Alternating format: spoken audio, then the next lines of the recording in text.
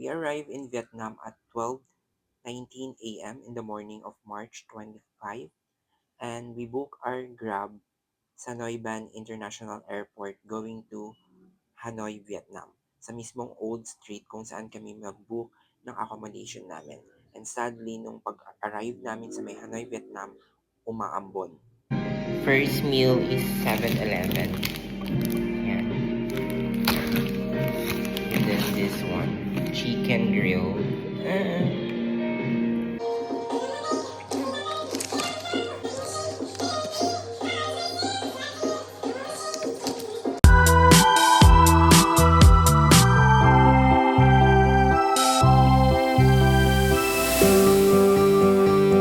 I see you hide yourself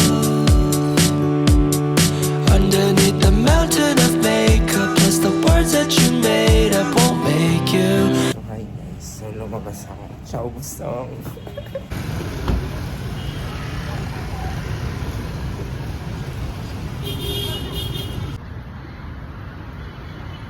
Ayun, libot-libot lang tayo dito sa may Hanoi. Kinakabahan ako, hindi ko na alam pabalik. Let's go! And ganito ka-busy yung Old Street dito sa may Hanoi kasi once na paglabas ko dun sa accommodation namin is kalsada na agad. And eto na, makikita mo na agad yung mga souvenir shop, yung mga iba't ibang kainan, and other stores. Tapos konting lakad lang, makikita mo na agad din yung Ho Wan Lake. Ayan, tatawid ka lang sa may pedestrian. And marami rin mga kainan dito sa mismong Old Street, sa mga kalsada lang. And choice ko for today is yung po. So, i-try yung po nila dito sa may mga gilid lang talaga siya ng kalsada. And yung pinili kong po is yung fish, yung toppings.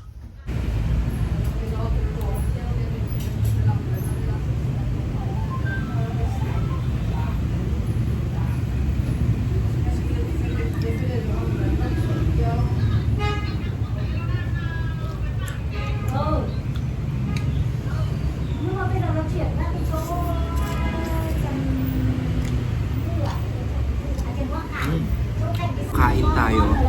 So, ito yung pagkain.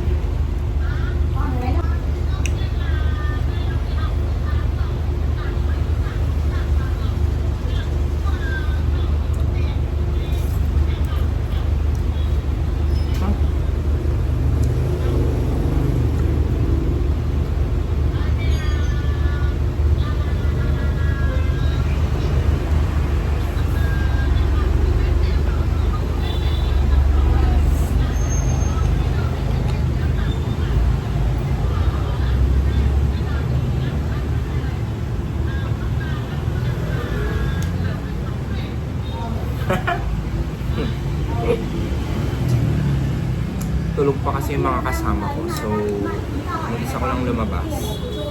And yun, kumain ako. Kumain na lang ako dun sa konti yung tao. Let's eat. Tapos meron siyang fish. Yung fish.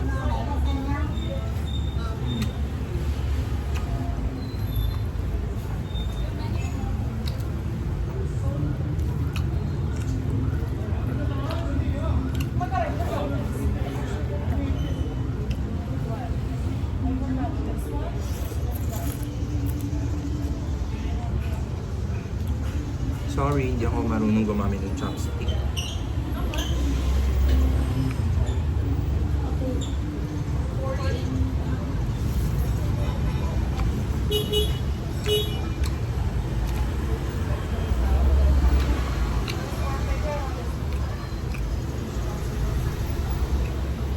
Tapos yung price pala nito is 40,000. So parang ang equivalent niya sa atin is 90.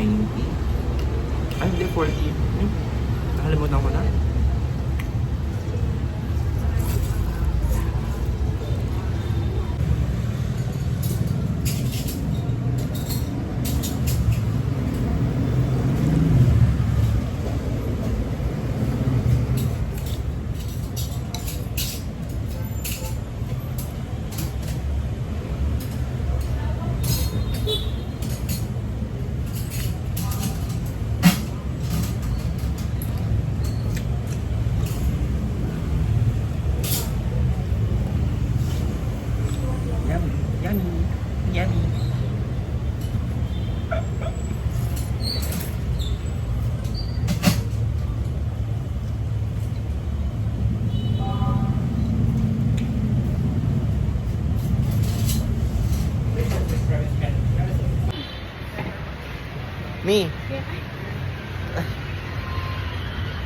Dito, baby.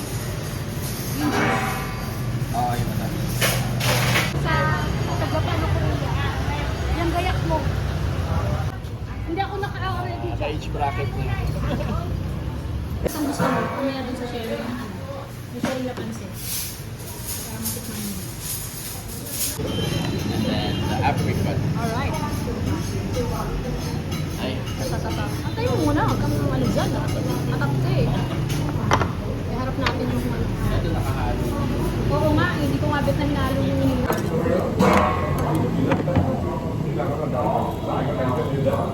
Fairness, ang dito ni Kuya. Ayan na nga, oh.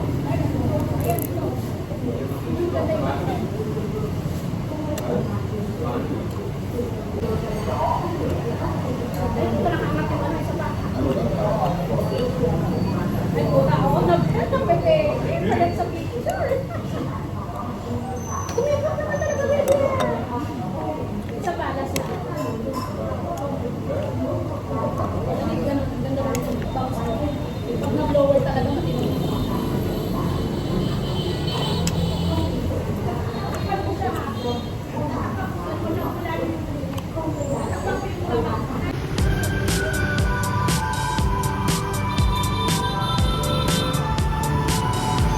We're walking in Hanoi, Vietnam. Hindi mo ano, OTD. Ano ba? Lagi mo akong magpapahagipin, Marge. Nandyan ka eh.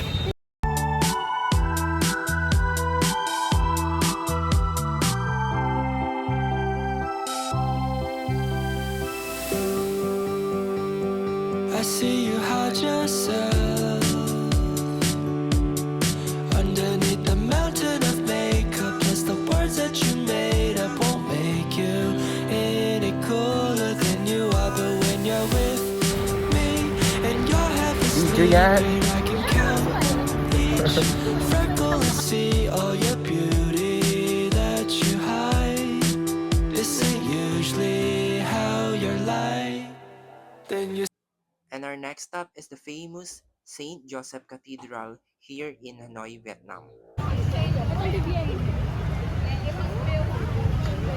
Sige, check mo. And sa paligid ng St. Joseph Cathedral is marami ring mga cafes and coffee shops na pwede nyong i-explore, especially on the morning and nighttime.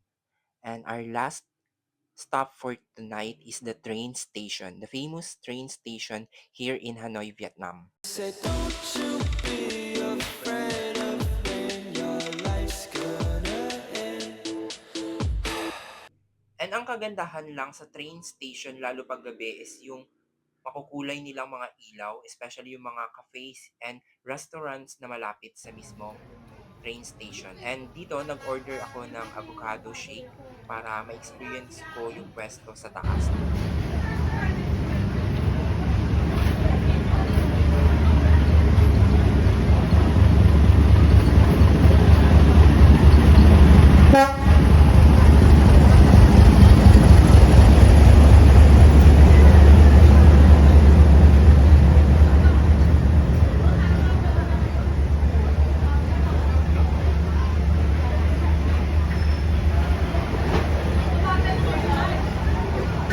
Midnight, now fear consumes your mind. What if I'm not too caught up for this life? Oh, I've never seen you act this way, so I came, booked a one-way to LA, gave up everything, paused my job and changed my name so I could prove to you, hey, hey, what you told me was true. Then you said, don't you be afraid of when. Dami lang.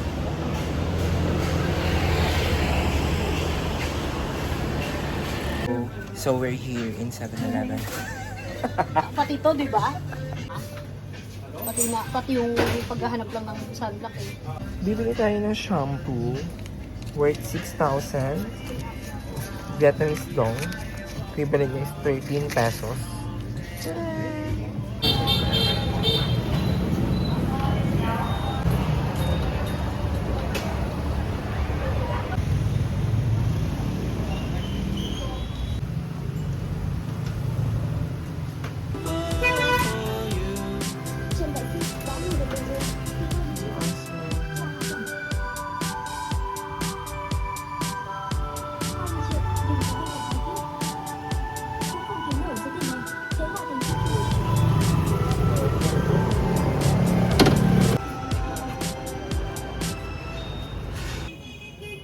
Ito yung mga toppings ng kanilang mga famous banh mi here in Vietnam. So actually maraming klase or mga sikat na mga banh mi dito, pero I tried the banh mi dito sa may gilid lang ng kalsada during night time. Kain tayo ng banh mi here sa kalsada lang ng Old Street and worth 50,000 pesos. So equivalent niya is parang 131 something sa atin.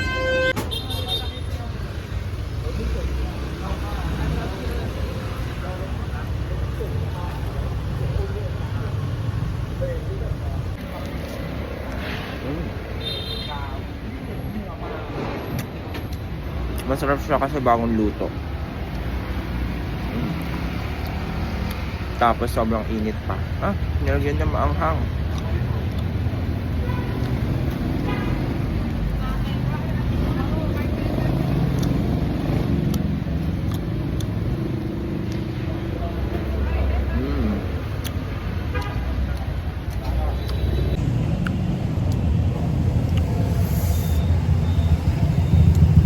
Yan. So, mainit.